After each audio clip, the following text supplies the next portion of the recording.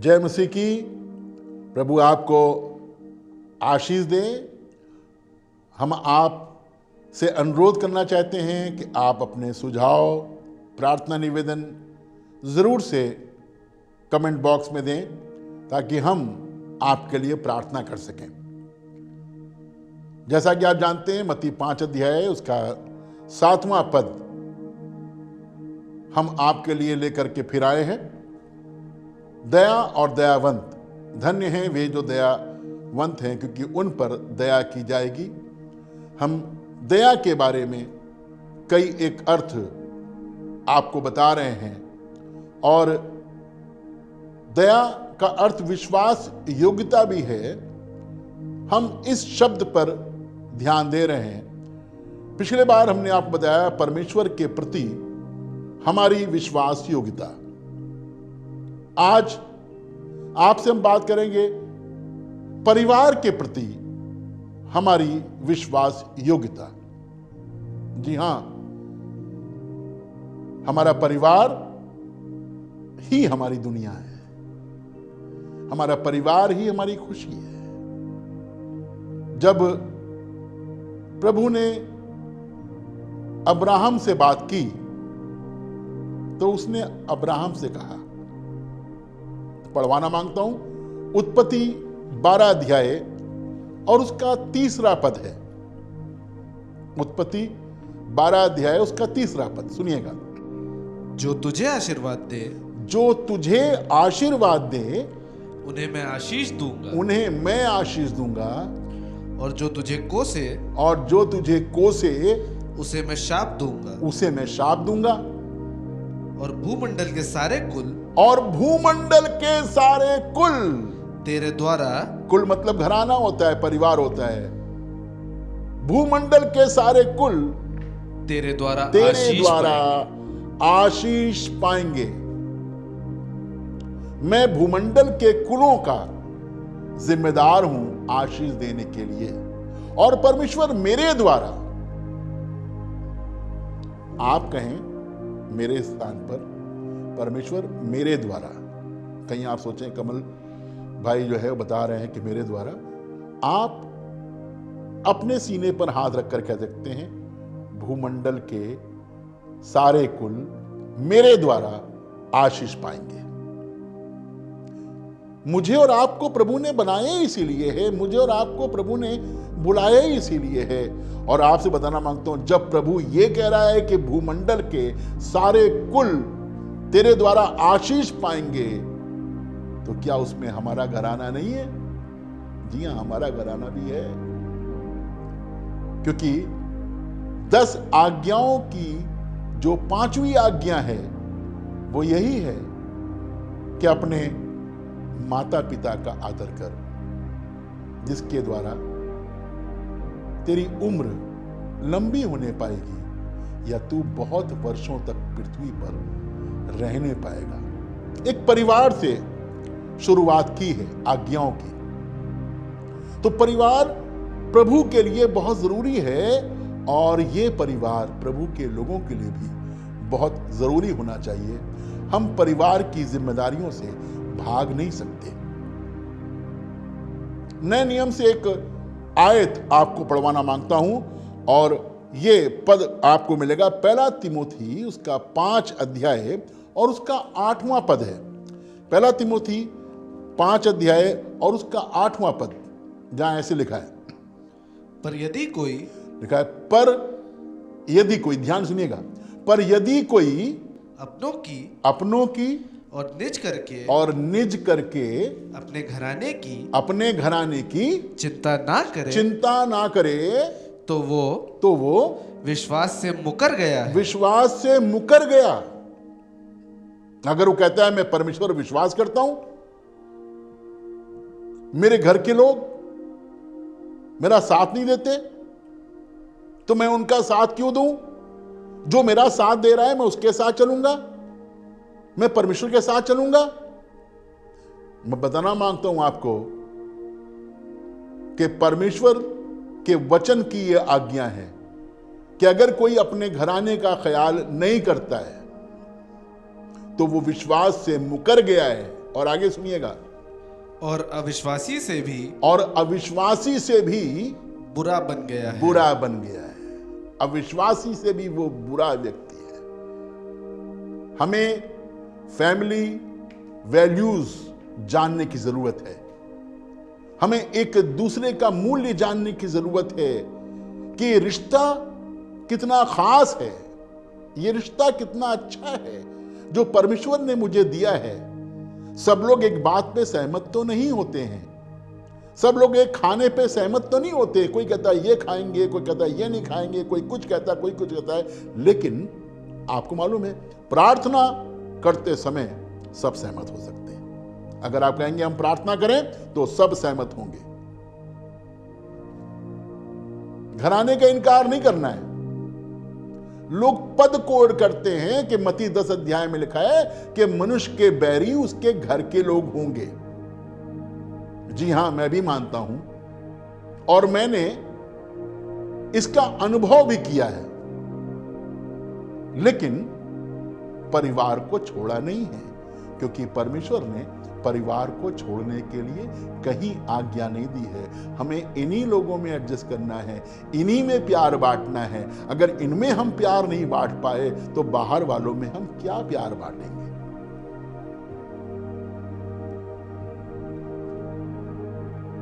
अगरचे कोई अपने घराने का इंतजाम नहीं करता है, ख्याल नहीं करता है, तो वो विश्वास से मुकर गया है, अन्य जातियों के समान, वरन उनसे भी बुरा हो गया है। इसलिए हमें अपने परिवार का ध्यान रखने की आवश्यकता है। परमेश्वर ने सैमुएल से कहा, सैमुएल सैमुएल, मैंने एली के घराने के विषय में जो जो कहा है वो सब पूरा होगा, क्योंकि वो मेरे साथ में सही बने नहीं रहे। उसके पुत्रों ने मेरे साथ विश्वास योग्यता नहीं निभाई है और एली ने उन्हें टोका भी नहीं है। वचन में लिखा है कि जो विश्वासी है, जो विश्वासी अगुआ है, वो झगड़ालू ना हो, एक पत्नी का पति हो, शराबी ना हो और पूरे गंभीरता के साथ में अपने बाल बच्चों को आधीन रखना जानता हो, उन्हें परमेश्वर के मार्ग पर चलाना जानता हो। यह बहुत जरूरी है कि हम अपने घराने को समेट करके चलें। यह हमारी जिम्मेदारी है जो परमेश्वर ने मुझे और आपको सौंपी है। मुझे ध्यान देना है। अगर मैं ध्यान नहीं दूंगा तो कौन ध्यान देगा?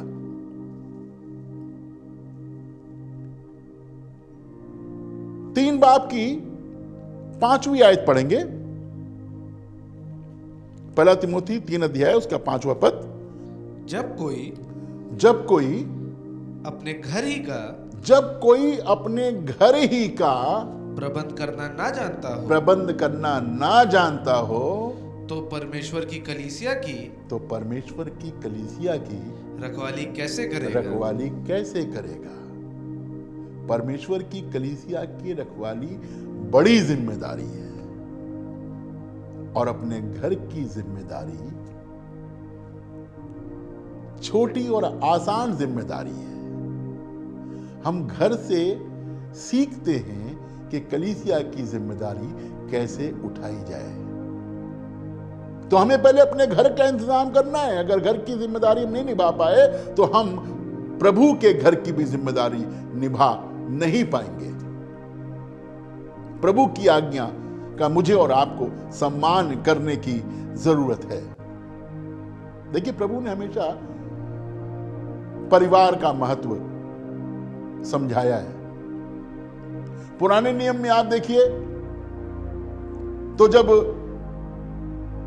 व्यवस्था विवरण के 28 अध्याय में आशीष की बात की जा रही है, धन्य होने की बात की जा रही है, तो कहा धन्य होगा तू नगर में धन्य होगा, धन्य होगी तेरी संतान। वहां भी परिवार है। इब्राहिम ने अपने बच्चों को आशीष दी, इसहाक ने अपने बच्चों के सर पे हाथ रख करके आशीष दी। और ये नियम हम बार बार पुराने नियम में देखते हैं कि लोग अपने बच्चों को आशीष दिया करते थे। दाऊद के विषय में लिखा है कि जब प्रजा के लोग उसके पास से चले गए तब वो अपने घराने को आशीष देने के लिए गया। क्या आपने कभी अपने घराने में अपने घर के लोगों को आशीष दी है? क्या आपने अपने बच्चे के सर पे हाथ रखकर कभी उसको आशीष दी है? क्या आपने अपने बच्ची के सर पे हाथ रख करके उसे आशीष दी है? क्या आपने कभी अपनी पत्नी को आशीष दी है?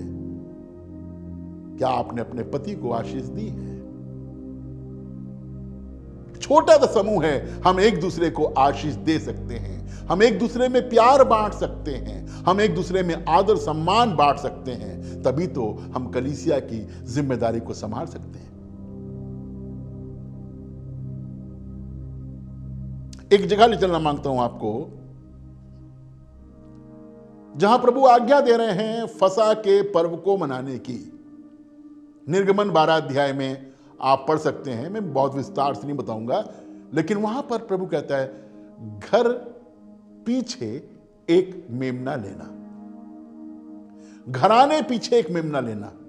मेमने का बलिदान परिवार के हिसाब से था, फसह छुटकारे के मेमने का इंतजाम घराने के हिसाब से था कि घराना आशीष पाए। फिर लिखा अगर घराने में लोग कम हो तब तुम दूसरे घराने को शामिल कर लेना।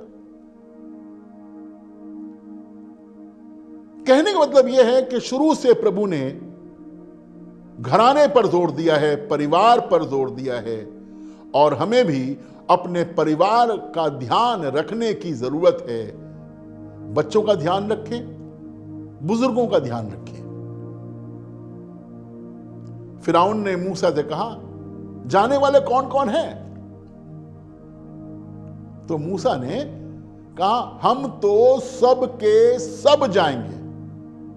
उसमें बुढ़े भी थे, उसमें जवान भी थे, उसमें बच्चे भी थे, उसमें रेवड़ भी थी। उसने कहा हम तो सब के सब जाएंगे। यहोशू कहने लगा कि अगरचे तुम्हें परमेश्वर की आराधना करनी बुरी लग रही है तो आज चुन लो किसकी आराधना करोगे। रही मेरी और मेरे घराने की बात तो हम तो जिंदा परमेश्वर की आराधना हर रोज किया करेंगे। अपने घराने के लिए हम बहुत आसानी के साथ में फैसला कर सकते हैं, अपने घर का ध्यान रखने,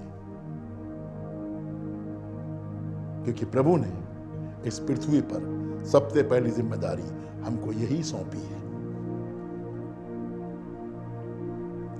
नए नियम में जब हम आ जाते हैं तो परमेश्वर का मेमना प्रभु यीशु मसीह है। यूहन्ना बपतिस्मा देने वाले ने उसकी ओर देखकर कहा देखो ये परमेश्वर का मेमना है जो जगत के पाप उठा ले जाता है।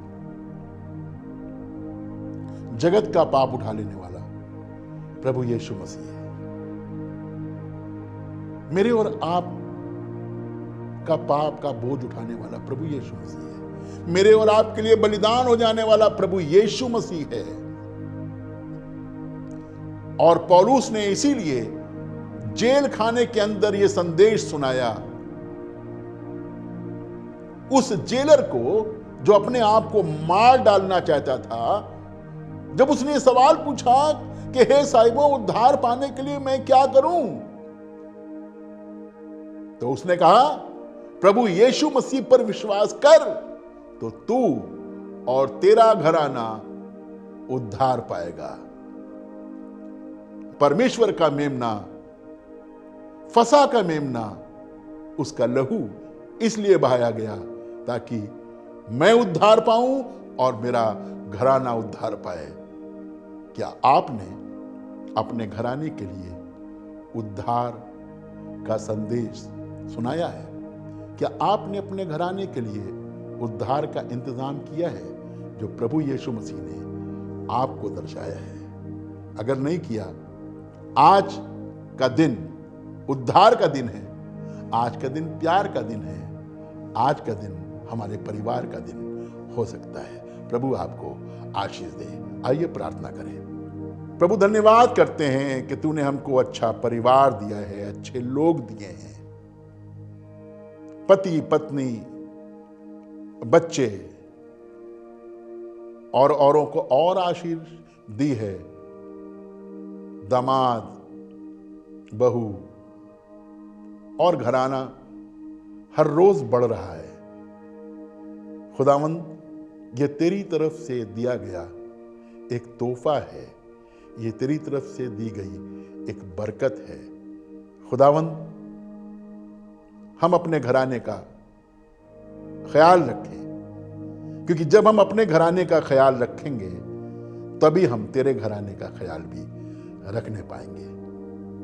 प्यारे खुदावंद, तुझसे दुआ करते हैं, हम पर ऐसा अनुग्रह कर, हम पर ऐसी दया कर, ताकि हम अपने परिवार पर दया कर सके, ताकि प्रभु हम तेरे प्रति विश्वास योग्य ठहर सके, दयावंत ठहर सके। प्रभु, तू हमें आशीष दे, हमारे परिवार को आशीष दे। यीशु मसीह के नाम से मांगते हैं, आमीन।